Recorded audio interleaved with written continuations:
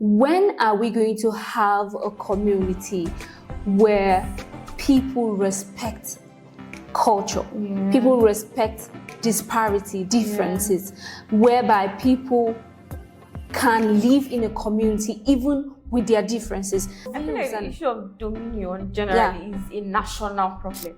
The Bachama people are known to be the citizens or indigenes of Lamurde primarily, and then the Chobo people came and started living there. Over time, they want to start claiming ownership of that particular land. The military came and bluntly said that they were not involved in the entire situation. They said it's the militians. And if we're to understand who the militians are, they are the local vigilantes we have in our own community. Hello and welcome to LifeHub Podcast, where we talk about real events happening in our society. My name is Ruth Lawan. And I'm Mercy Tumba. Thank you for joining us. Today we'll be unfolding a tragic event that happened in Adamawa, in Lamurde Local Government of Adamawa State, where unarmed protesters were allegedly shot dead. But before then, we'll be going for a short break. I'll be back.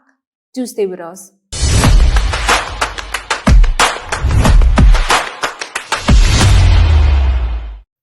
Welcome back. According to reports, some military personnel allegedly shot unarmed protesters, women who came out of the community because of the communal clashes that is happening in their area between the Chobo people and the Bachama people, which caused a lot of reaction from the people of Adamawa State. This has been a problem that we have been talking about in Adamawa State, and it caused for a lot of concern. It does. Now, the thing we're looking at is what caused the fight. What really caused the fight. And according to our research, we heard that it's because of land.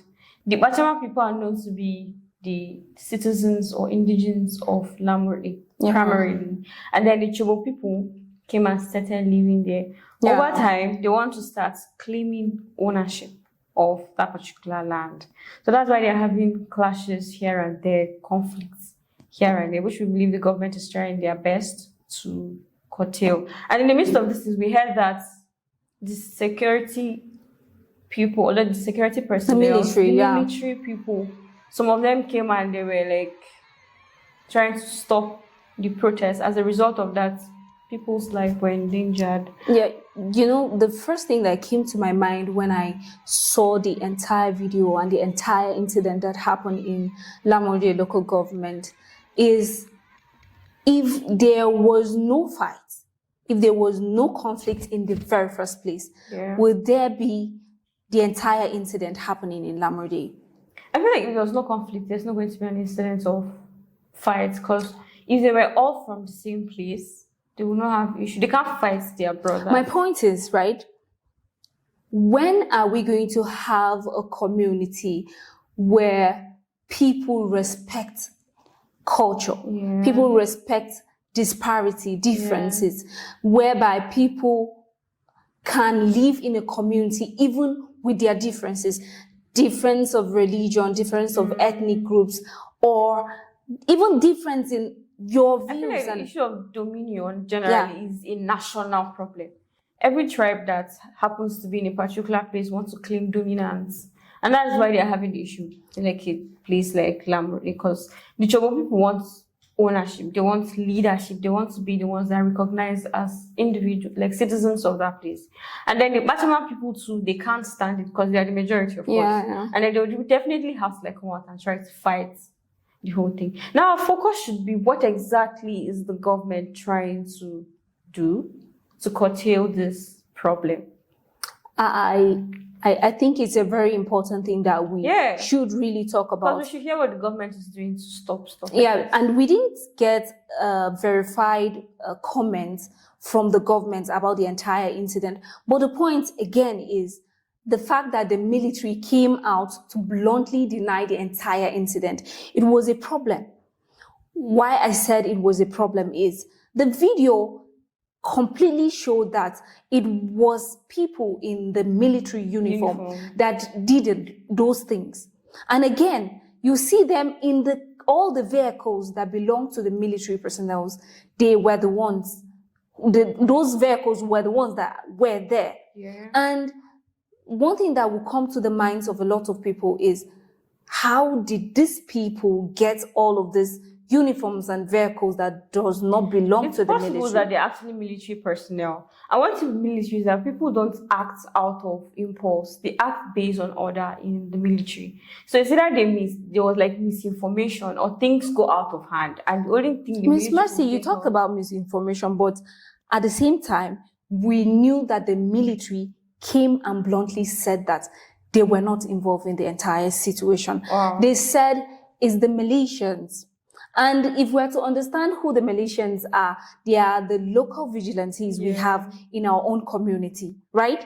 So if we are having a local vigilantes in our community who will have all of these ammunitions to the point that they don't know humanity, they don't know the right of a citizen, the right of a human, how to protect or when to use your weapon on common Nigerians or citizens of a community. That means those people should be called and asked. They should be penalized for doing such things. Because, the life of people were wasted literally. Yeah. So I feel like they should be called and questioned, or they should be penalized. They have to be penalized. Justice must be served to the individuals who lost their lives. Families are mourning as a result of this effect. So I feel like the military should step up. And if it's not like an official military body, or let's say the vigilantes and all of that, maybe they acted, like I said, they must have just acted because they felt that's just what they had to do to stop or to tame those women from protesting. And then the government, yes, this is where the government has to really claim leadership over these people. Because they have to exercise power, stopping them, asking them questions. Why did you do this? On what grounds do you have? Because they're exercising their human rights. It's normal for people to come out and protest when they are dissatisfied with the situation. So I feel like those people should be penalized and justice should be served. Definitely. The very first thing we would want is to begin hearing that the government are actively investigating the entire situation to know, first of all, who is involved in this entire issue. Why I said so is we cannot start talking about an incident that happened and claim the life of virtually 7 women and leaving a lot of people injured in the hospital. Then it requires a serious investigation to know who are those people involved. People who lost their loved ones are in need of every information to know what is really happening. And at the same time, we need a regulation we need a society where everyone is accountable for what he or she has done.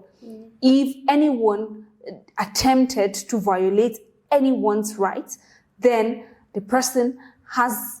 And I don't even know what is it with protest. Every single time there's a protest in the country, there's always like consequences. People's lives are at loss. People have so many things, like there's so many laws every single time there's a protest. I feel like our government needs to do better in this aspect. People should be able to go out freely. And I think because of this year, many people find it very scared. Many people are very scared to go out and protest. I don't know if you noticed, if there's an issue and they're calling you to come outside and protest. And people are like, no, I can't go out because I can't go out and then they waste my life just like that. You know, the first thing that came to my mind when it comes to issues about protest in Nigeria generally is that there has not been a successful protest so far. At all.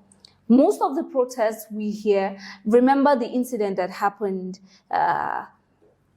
in Lagos, where a lot of lives were lost. That was as a result of protests because people were not comfortable with what is happening in the environment. They are trying to air their views. And another question we always or consistently ask the government is, what can we do if we cannot air our view through protest? What then can we do? How can we then communicate our views to the government? That's another thing to really point. The government should actually do better when it comes to that. People should be able to exercise their human rights freely without being scared of any danger whatsoever. Because every single time somebody tries to come out and try to fight for themselves, it's like it's almost an attack to them. That's why so many voices have been suppressed in Nigeria today, because people are so scared to come out and air their views and opinions about governments. And if an issue like this cannot be tamed in Lamurde, like a small, how much more like a big, aspect. It's always very dangerous for people to do that. It's sad, but at the same time, while we are talking to the military personnel, we are talking to the government, the leadership of that local government. Yeah, it is also very much important that we talk to the people in the community, people who are living with one another in the community. There is no point in causing a lot of conflict in the community. No point fighting. There is enough space for us in the country to live in peace. Yeah. You can live your life and allow your neighbor to also do whatsoever he or she wants to do, because we are in the same community. Adamawa is a place that is blessed, a place that is blessed with lands. And again, we have different kinds of ethnic groups in Adamawa State. Imagine you are going to conflict with the different, virtually 100 ethnic groups in Adamawa State. You want to conflict with different... I feel like that mentality needs to be thoroughly inculcated into humans as well. People find it very difficult to live with others from different backgrounds. I sincerely do not know why, but I feel like in 2025, civilization has taught us so much that by this time, we're not supposed to be having issues of staying with one another, because you can't survive by yourself. Nobody's an island. We need one another. So the concept of unity and trying to stay with each other, I feel like it should be taught a lot in schools, seminars, organizations, institutions. Learn to teach people how to live with one another. We need each other. Even though we don't accept it, we need each other. We cannot do it by ourselves. I mean, if we're doing it ourselves, everybody just stay in their local government. You won't school in another local government. You won't go outside your local government. But we need ourselves. And it is also in the place of our religious leaders, our traditional leaders, to always, or should I say consistently, talk to the people about this entire situation. We need one another in one way even or from the the other. family as well. Parents should learn to teach their children how to stay with other people. So you can, it's from the family, literally, we form bigger units. So if you don't teach these children how to stay with one another, they'll grow up hating themselves. Because you're not from my hometown, I'm not going to treat you nice. Because you're not from this, I can't treat you nice. So when they teach these young ones with that mentality, I feel like things will change with time. One of the most important things we need to consistently emphasize on is peace and unity in our society. We need leaders who are honest. We need people in the community who will live with one another in unity and oneness. I think that's all we have for today on this very episode. Do join us next time for another interesting, amazing topic of our discussion from LifeHub.